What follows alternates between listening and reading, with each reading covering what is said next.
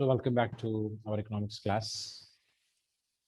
So the last two, three classes, we studied about and we discussed about the problems that faced by Indian farmers, Indian industrialists, and Indian handicraft makers under the British rule or the colonial rule or the colonial rule. And we are able to summarize that almost all the different sections of people, almost all the different sections of people, they faced numerous problems under the colonial rule or the British rule. Okay, so the policy that basically utilized by the Europeans, I mean the British people in India, to loot the wealth of India and destruct its economy, destructs its economy. So they succeeded in that, you can say, clear. But after the First World War, the power of Britain, it is declined in India, and after the Second World War, almost the power of Britain, it is declined. So we know that we got independence in the year 1947. 1947. Okay. So soon after independence, our government faced a lot of problem to develop our country. To develop our country. So we know that already almost the sectors are destructed. Production is too low.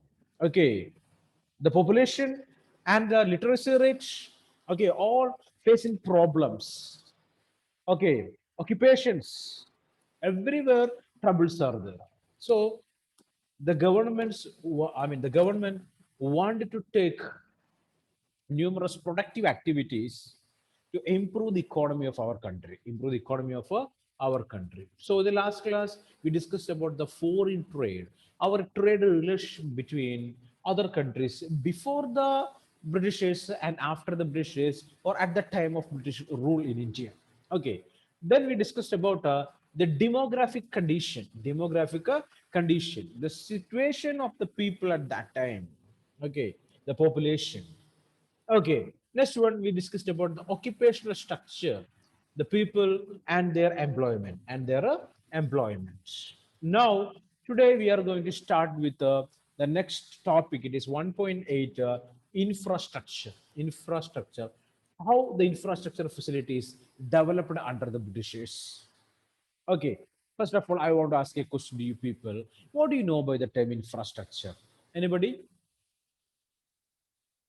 So just tell me the answer. What do you know? No problem. What do you mean by the term infrastructure? Any idea?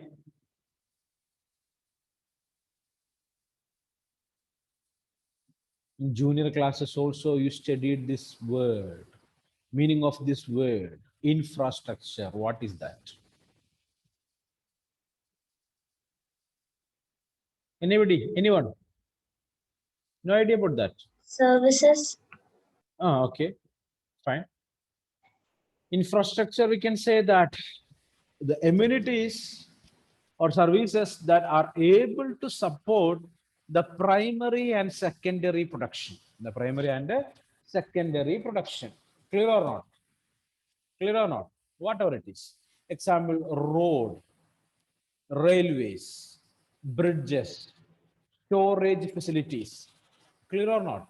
Institutions, various institutions, we can say it's a part of infrastructure. So good roads are there. It is good for transporting goods from one place to another. Good communication system also helpful for trade and commerce. Trade and commerce. Tourism. Clear or not? Better storage facilities are there. The farmers are able to store their product for a long period of time. Later, they are able to sell to create more profit or acquire more profit. Okay, so infrastructure services is always helpful for developing an economy. Okay, it is very much important for development of a country. Infrastructure facilities, road, rail, okay, different transportation methods, communication facilities. Okay, all such things are the part of infrastructure. So all these kind of things are, our physical infrastructure is basically termed as economical infrastructure. What is that? Economical infrastructure, not down. Okay, so all the physical infrastructure is basically termed as a economical infrastructure. Economical infrastructure. Okay, the next classification is social infrastructure. Social infrastructure. So, what is social infrastructure? It is something related with health and education. Health and education. These are the part of social infrastructure. Social infrastructure. As we know, a healthy population, it is productive, right? The healthy people are able to participate in a productive activity, hence they are able to generate a income, right? Okay, healthy population. What about the educated population? Educated population, they are also able to participate in any productive activity, hence they are able to earn income. So people, they are earning income, which means, what is that? Our GDP will improve, national income will increase, right? Right or not? So country will move towards development. So it's a indirect factor of development. Social infrastructure is indirect uh, factor for development, while economic infrastructure is a direct one. Okay, road, rail, and everything. So now we are going to discuss how the infrastructure facilities are developed under the colonial rule, under the British rule. So here colonial rule means under the British rule, right? Just keep that idea in your mind. Under the British rule, here it is. Infrastructure, page number 11 in your textbook. Okay. Under the colonial regime, basic infrastructure such as railways, ports, water transportation, post, and telegraphs did develop. Okay. So under the colonial rule, these types of infrastructure facilities developed. What are they? Hmm? Basic infrastructure like railways developed, ports developed, water transportation facilities developed, post and telegraph departments also developed in the period of the colonial rule or the British rule. However, the real motive behind this development was not to provide basic amenities to the people, but to subserve various colonial interests. So the British people, they developed railways, they developed ports, they developed water transportation, they developed post and telegraph departments, but those developments are not for the Indians, but for the Britishers or the colonial to meet the colonial interests. Is that clear? Okay. So all these things developed, but it is not for the Indians, but for the British people. Roads constructed in India prior to the advent of the British rule were not fit for modern transportation. So one point here, roads are there or roads were there, but those roads are not that good for modern transportation. It is old roads, basically not fit for motor vehicles, not fit for motor vehicles. The roads that were built primarily served the purpose of mobilizing the army within India and drawing out raw materials from the countryside to the nearest railway station or to the port.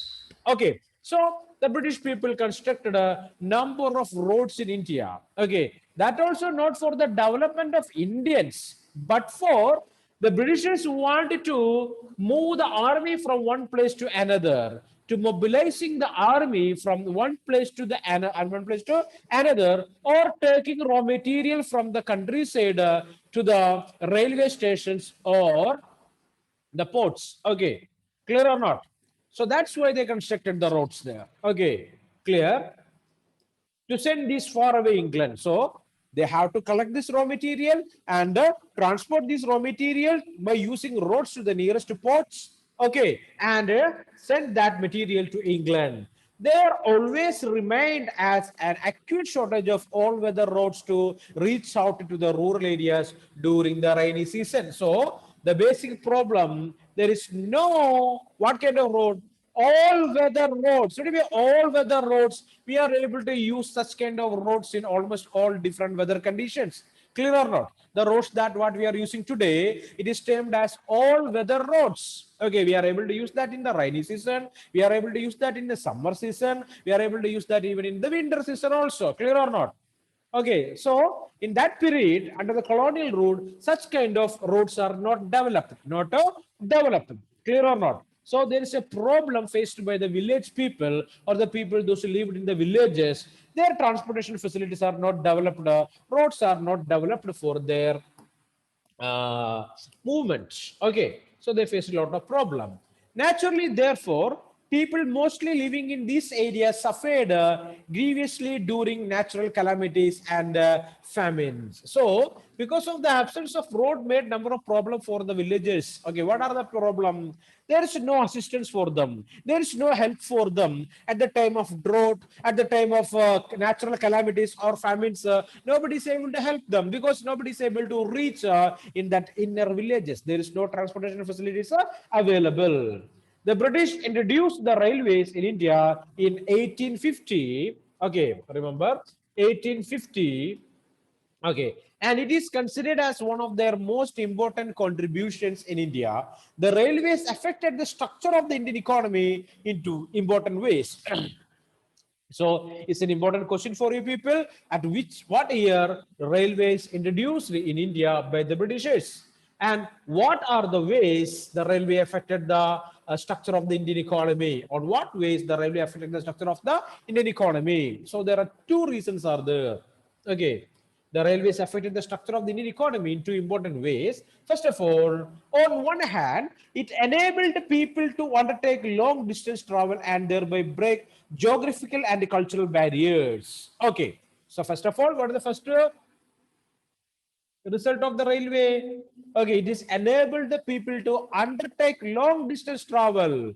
It made people to travel in at any distance. Okay, at the same time they break geographical and cultural barriers. Geographical and cultural barriers, which means the people from one state they are by using railway, they are able to move to any other state and they are able to understand the culture of that particular state and understand the language of that particular state. So cultural barriers or cultural walls were broke by the railway. While on the other hand, it's fostered commercialization of Indian agriculture, which adversely affected the self-sufficiency of the village economies in India. So Britishers they introduced the railway and they started forcing the Indian farmers to cultivate commercially valuable products. Commercially valuable products. As a result of that, Indian cultivation or food grain cultivation they faced a trouble. It is totally collapsed in India. So these are the two ways. Okay, the Indian railway. I mean, the introduction of railway directly made changes in the life of the people. One is they break the barriers between the states, I mean, between different regions. Other is it's commercialized Indian agriculture. As a result of that, self-sufficiency of the village economies of India, it is totally lost. The volume of India's exports undoubtedly expanded, but its benefits rarely accrue to the Indian people. So, because of railway, the export from India to other countries increased. Okay, basically, other countries in the sense to Britain, Sri Lanka, China that developed, but that not made any changes in the life of the people. I mean, the common people. All benefits with the all benefits for the British people in India. The social benefits, which I mean, the social benefits of the railway. So Indian people gained owing to the introduction of the railway, were thus outweighed by the country's huge economic loss there. Okay, clear or not? So we become happy, almost all the Indians become happy by observing the movement of train or railway, but we paid a huge cost for that. Okay, the Britishers basically used the railway to plunder the wealth of India, by the introduction of railway.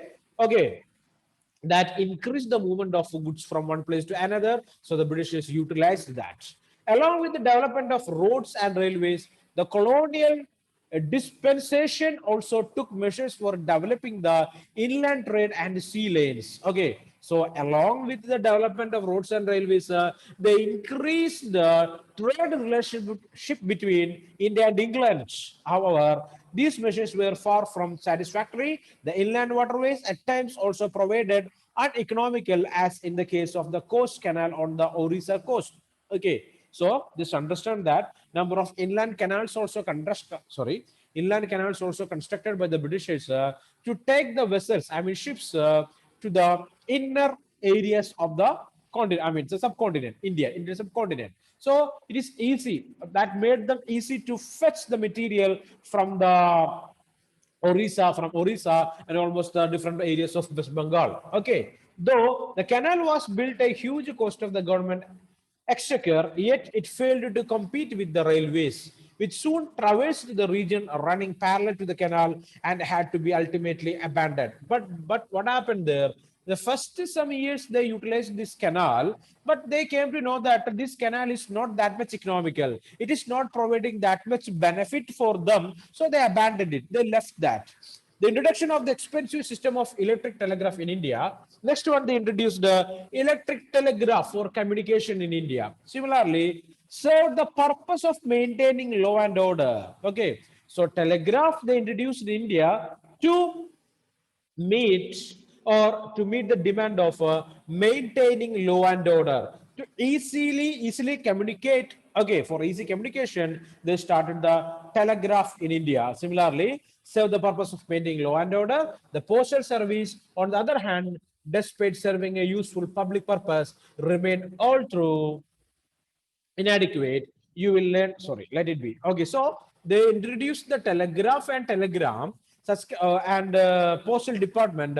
All such things are just to serve the need of the Britishers and not the Indian needs, sir. It is not for the Indians, but all these facilities to develop the British rule in India or loot the wealth of Indians. Okay, so by the time India won its independence, the impact of 2 century-long British colonial rule was already showing on all aspects of the Indian economy. The agriculture sector was already saddled with the surplus labor and extremely low productivity. So what happened in the agriculture sector? Number of workers are working in agriculture sector, but income from agriculture sector or production from agriculture sector is not that high.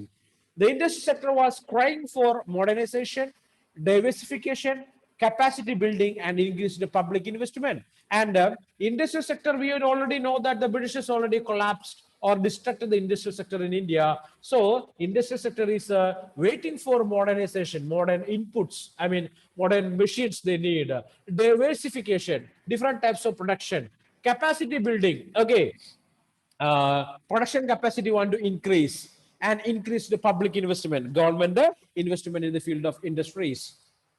Okay, next one, foreign trade was oriented to feed the industrial revolution in Britain. So foreign trade is only for serving the raw material for England, and it is not created any benefit for the Indians, including the famed railway network needed upgradation, expansion, and public orientation. A relevance of rampant poverty and unemployment required welfare orientation of public economic policy. In a nutshell, the social and economic challenges before the country was enormous. So after independence, the government they came to know that by observing all these details. Okay, the agriculture sector, industrial sector, foreign trade, handicraft, okay, demography. Okay, so the government came to a conclusion. What is that? There is much investment is necessary to develop the country, Clear? So in this chapter, basically, we discussed about how the British government destructed the colonial rule destructed the Indian economy. Okay, so just to go one by one, bit by bit. Okay, first of all, one of the problems that faced by the agricultural sector by the colonial rule. I will give you 2 minutes, just read that and I will ask questions from that. Just read it fast. So hope this idea is clear for you. I mean, the agricultural sector. So first an important point, it is nearly 85% of the India's population. Okay, they basically work at this sector, agricultural sector. Okay, but the Britishers basically not give any adequate importance for increasing agricultural production in India. Okay, clear. Basically, they forced the Indian farmers to cultivate commercial crops, basically termed as a commercialization of agriculture. The question is, what do you mean by commercialization of agriculture? Nothing but basically the industrially developed Britain, they want raw material. They want a raw material like cotton and indigo, opium. Okay, so they utilize the Indian farmers, or they force the Indian farmers to cultivate such products.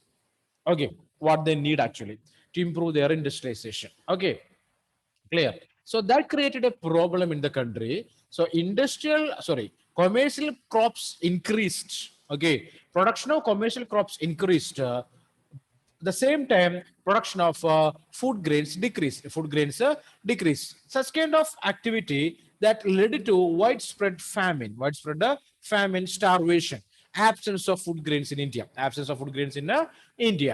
Next one, land settlement. Basically, we know that it is the Semindari system. The Britishers divided the land in the country and provided it to different zemindars. Okay, and the zemindars are the people they wanted to collect the money, I mean the rent from the farmers, and their responsibility to submit or provide this rent to the British government. So always the zemindars used a harsh method to collect money from the farmers or the tenants. Clear?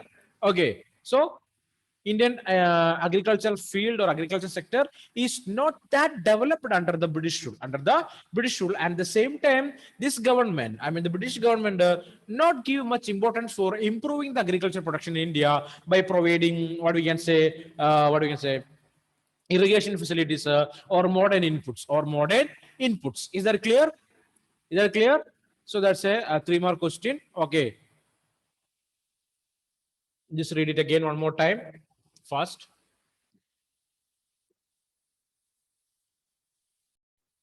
Next one, industrial sector.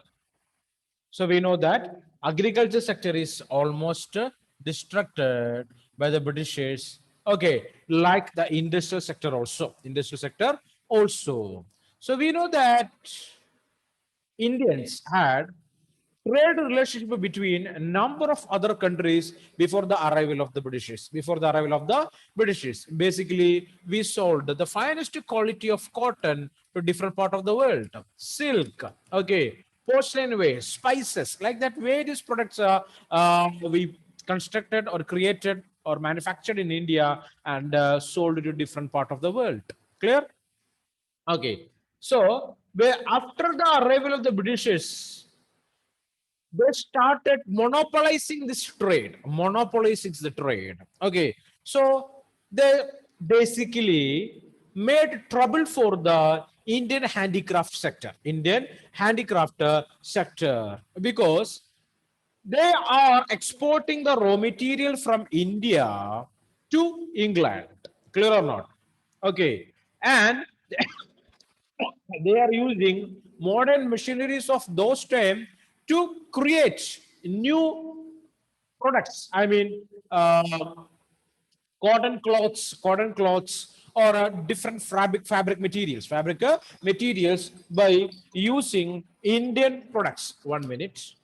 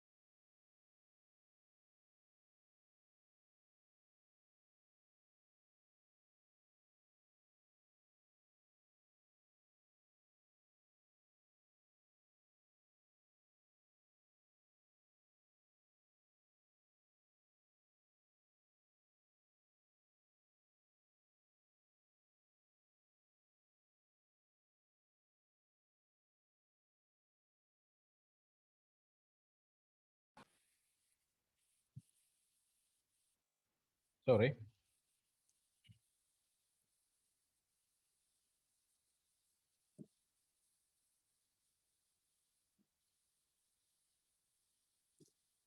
Okay, so that's it.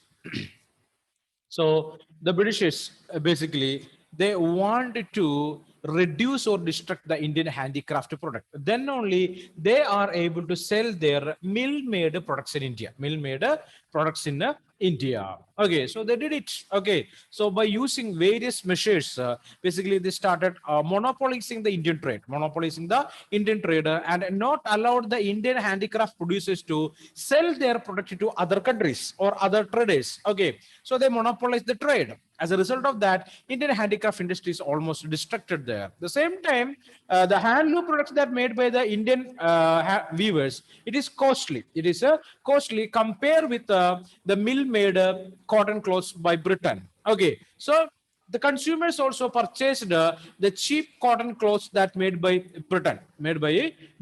So that all destructed the handicraft industry or cotton textile industry in India. The same time, number of new industries also set up in India by different industrialists. One example you can see that is a Tata Iron. Shubham, your microphone is on, I think so. Shubham Pal. It is example. It's example here. The Tata Iron and Steel Company, TISCO, that was incorporated in 1907. A few other industries in the field of sugar, cement, paper, etc., also started after the Second World War. I already told you that after the Second World War, the British government, they lost their power to control the administration in India. So, number of new industries started in India, but Britishers give least importance for such kind of industries. Okay. So basically, the capital good industry is not that much developed in India. Capital good industries means the industries that are producing goods that can be used for the further production of another goods. Okay, further production of other goods. Such kind of goods are termed as capital goods. Capital goods there. So this is also an important question for the examination. What was the status of Indian industries under the colonial rule? So this is the area where from the answer. Okay, so just read that. Next one. Okay, the foreign trade. Okay, the foreign trade, another important question too. Okay, so just learn that for tomorrow. So demographic condition also how to read properly. Next one, occupational structure. Occupational structure. There are a number of words are there. I only told you the meaning of these terms there, right? Okay, so I can tell you one thing. It is your responsibility. Now it is a beginning. Okay, well begun, half done. We know that proverb, right or not? Okay, so you just start a practice and turn that into a customary practice. Okay, every day after the class, there are a number of words we are able to see in the textbook, right or not? Most of the words might you know. If any words are there, it is difficult for you people. I only told you the system of a working dictionary, right? A working dictionary. So you just write the word along with its meaning and one example. One example of that usage, of that word's usage. Clear? Okay. So it will help you. It is helpful for you people to understand the concept easily. So words are creating trouble for you people sometime. Clear or not? So just start that activity. Start that activity every day. Read the textbook. Any difficult words are there, so write it and learn the meaning of that word. Okay, maybe the word may be answered for 1 mark. Clear or not? 1 mark. 1 mark questions are there. Objective type questions. We know that, right? Now we are moving to the textbook exercise of this chapter. Okay, so recapitulation is there. This is going for reading. Okay, so what is the recapitulation of this chapter? First of all, an understanding of the economy before independence is necessary to know and appreciate the level of development achieved during the post-independence period. So, what is the importance of this chapter? Okay, here we learned how Indian economy is developed at the period of the British rule or post-independence period. What was Indian economy? Okay, what is the condition of Indian economy before independence? Okay, or here you use the term post-independence period. Okay, after independence, what happened? What the methods used by the government to develop the Indian economy? Next one, under the colonial dispensation, the economic policies of the government were concerned more with the protection and the promotion of British economy's interest than with the need of develop the economic condition of the colonized country and its people. So British government basically made policies and programs just to develop their country, their motherland, and not the colonies, not the colonies. What do you mean colonies? The countries under the control of the European powers are termed as colonies, right? Colonies. So India was a colony of Britain. It was a colony of Britain. Okay, several years the British people ruled our country, so it was a colony of Britain. So just keep that idea. Agriculture sector continued to experience stagnation. So what happened in the agriculture sector? Agriculture sector experienced stagnation. There is no development in the field of agriculture sector. And deterioration despite the fact that the largest section of the Indian people depend on it for sustenance. Okay, clear? So agriculture field is not developed. Not only that, number of people, nearly 80% of the people, they did their activity or they basically connected with agriculture and allied activity for a living. So that all created a problem for the people. The stagnation of agriculture created a problem for nearly 80 to 85% of people in India before independence. Next one. The rule of the British India government led to collapse of India's world famous handicraft industries, or as we studied. So the British rule created trouble for the handicraft industry of India without contributing in any significant manner. So the British government not did anything to develop the handicraft industry of India. Instead of that, they destructed the handicraft industry of India to its replacement by a modern industrial base. So handicraft industry in India, it is not replaced by any modern amenities. Okay, so Britishers basically not interested to improve the handicraft industry of India. Next one, lack of adequate public health facilities, occurrence of frequent natural calamities and famines, pauperized the helpless Indian people and resulted in engendering the high mortality rates. Okay, so here because of the problem in the agriculture sector, industrial sector, the people they turned into poor. Okay, not only that, continuous diseases, natural calamities that all made people pauperized. What do you mean by the term pauperized? It's a situation where there is no money with the one individual. The situation is termed as pauperization. Okay, the situation where there is no money with an individual for meet the necessary needs. Okay, that is termed as pauperization, and the people become pauperized and helpless. Okay, some efforts were made by the colonial regime to improve infrastructure facilities, but these efforts were spiced with the selfish motive. So we studied that infrastructure facilities are somewhat developed at the period of the colonial rule, but we want to know one thing, that development is not for developing the Indians, but for colonial government's development. However, the independent Indian government had to build on this base through planning. So, Indian governments, after independence, in the post-independent period, Indian governments utilized these infrastructure facilities to develop Indian economy. Indian economy. Clear? Okay, just keep that idea in your mind. Next, you can see a lot of questions are there in the exercise part. Exercise part. Number of questions are there. Okay, so just read those questions and try to get the answer. Any difficulties, let me just inform me. First question: what was the focus of the economic policies pursued by the colonial government in India? What were the impact of these policies? Answer is there in the textbook. Name some notable economists who estimated India's per capita income during the colonial period. You know that answer, right? You know that answer, right? It is there in the textbook. No worries. What were the main causes of India's agricultural stagnation during the colonial period? No worries. Answer is there. Name some modern industries which were in operation in our country at the time of independence. Is there in the textbook. For fifth one, what was the twofold motive behind the systematic deindustrialization effected by the British and in pre-independent India? Pre-independent India. Twofold motive. Why the Britishers deindustrialized India, or give any importance for the development of Indian industries? Reasons are there, two in number.